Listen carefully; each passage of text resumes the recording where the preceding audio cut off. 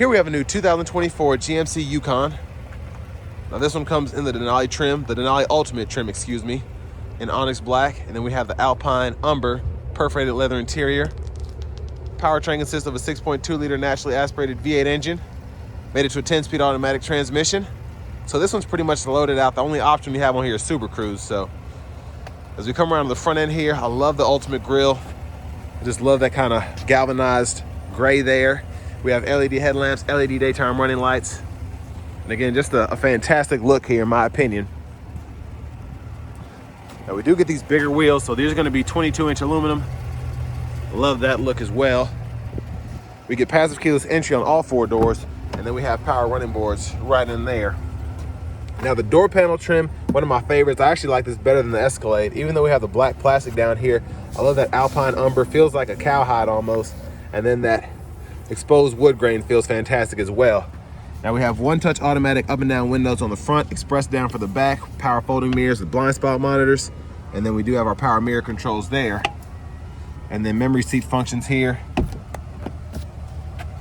And tons of space in the door panel. I like how they did that. So a bottle holder, if you want to put change or your phone there, and then map pocket right there. You get that Bose Performance Series sound system. And then over here, automatic parking, lane keep assist, everything else pretty self-explanatory. Headlamp controls, we can toggle that auto mode there, fog light controls. And then we do have an active air suspension, so we can control that there. And it shows you where you're going right in the middle there. So normal ground clearance, you have the entry, exit, a few others, and 4-wheel drive controls, heads-up display controls, trailer brake controller, power tilt and telescoping steering wheel, and then hood releases there. Love these pedals. But there's a power driver seat, 4-way power lumbar support, and we also have a massage function, so pretty impressed by that.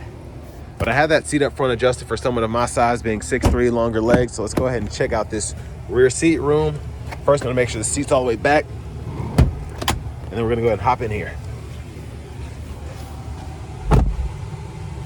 So we do have the rear media system here, Hulu, YouTube, etc. We can hook up wireless headphones, and we also have 2 HDMI ports if you want to hook up a game system or something like that. But in terms of the leg room, pretty impressed by that. Headroom, not bad. I probably have about an inch or so there. But this actually feels a bit more spacious than the Escalade. I don't know if it has to do with the seats or what, but just like a tad more spacious back here, I feel. Now over here we have our rear AC controls there. It was getting a little loud, so I turned it off. We have 3-stage heated outboard seats, 2 HDMI ports, 2 USB-C ports for charging, and then we do have that 3-prong household plug-in. And sorry, it's a little dark back here because I have the sunshade up, but there that is there. View of the front, a view of the 3rd row, and room is not bad back there. And we do have cup holders and USB-C charge ports in the back as well. And if you want to hang your shirts or something here, you can do that. But let's make our way towards the back.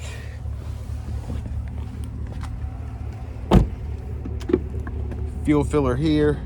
And then as we get to the back of the vehicle itself, LED tail lamps. Love that dual exhaust. Has a nice growl to it, I think. And now let's go ahead and pop the lift gate. So room behind the 3rd row, excuse me, is pretty good. And then of course we can power fold that by just hitting the button here. And then that folds right into the floor.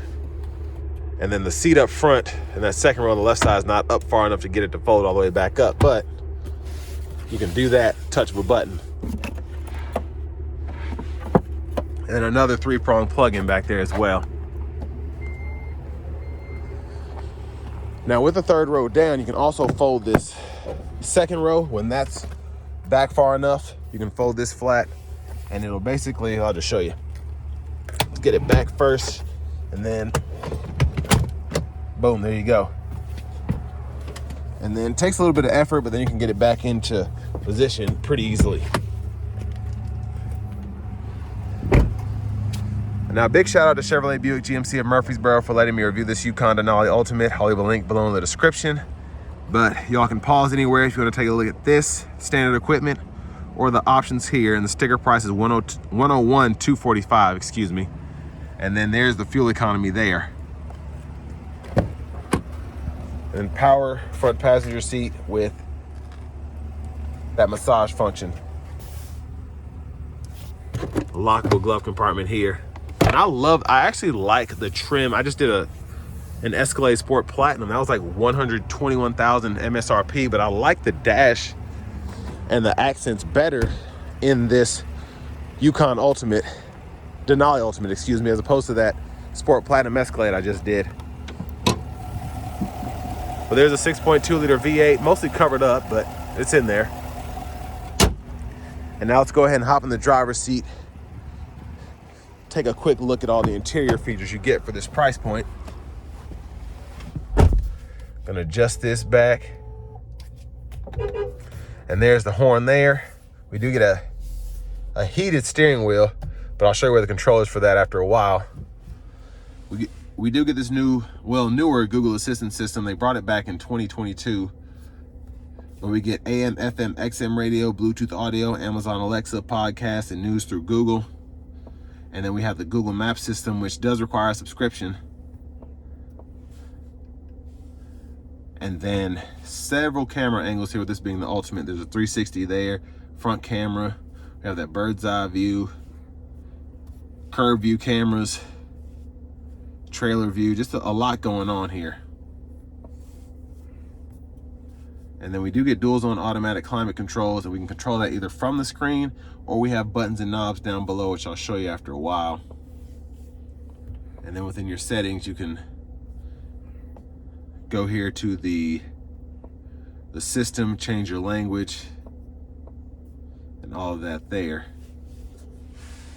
But down here we have our buttons and knobs, volume, and click there to mute. And then we have a home page, or home button, excuse me. Tune knob is there. And then this is where your heated steering wheel toggle is. So it's right there, because they couldn't fit on the steering wheel with the Super Cruise. And then we have the 3-stage heated cool front seats, and the controls for that are right there. Now we have a wireless charging pad, a USB-C, USB-A input, a 12 volt. We can close that off. And then we have 2 bottle holders here. We can close that off as well. And it gets a nice sleek look when everything is shut away. And then here, center console cubby space, pretty good size. A rear camera mirror, we can cut that off, we don't like that. And then here are the controls for the theft system, garage door transmitter. We can power fold that 3rd row up or down from the front. Power lift gate control is there, and then sunshade and the power sunroof controls are right there. So I pulled the sunshade all the way back, and then we're gonna one-touch slide the roof all the way back. Love that. And then there's a look at the back seat. And I've said this before, I love that we can actually close the sunshade and the roof at the same time without having to wait for one or the other. It's just a very smart system there. Now back to the steering wheel. Behind on the left side, we can go through our radio station favorites or trackless controls. And then on the right side, we can go through volume up or down. Hazards button is right there. And then windshield wiper controls. We do have automatic wipers, so there's off one time, and then intermittent. There's auto there. We can control the sensitivity right in here, and then low, high. Push that button for the front wiper fluid. And then for the rear, off, intermittent, on. Pull either way for that rear wiper fluid. And then when your low beams are on, we can toggle the high beams there, flash there. And then we do get that adaptive cruise to go with the Super Cruise, so we can toggle that on. So just activate Super Cruise, turn that on, then hit this button, and if it's available, it'll let you use it. And then we can adjust the gap for the adaptive cruise or the forward collision alert right in here. Mute, voice recognition, and then we can go through our gauge cluster here. So here in the options menu, excuse me, we can change our units from US to metric. Info page options, we can turn on or off whatever we want to. So I'm gonna turn that off, turn this on, and then we can display different menu options depending on what we have there. So I love, this is one of my favorite features about this in particular, having this all digital gauge cluster. So I can change this or just have nothing up there. I think I'll put the tire pressure monitors on. It's fun to kind of fool with this and customize it the way that you want to.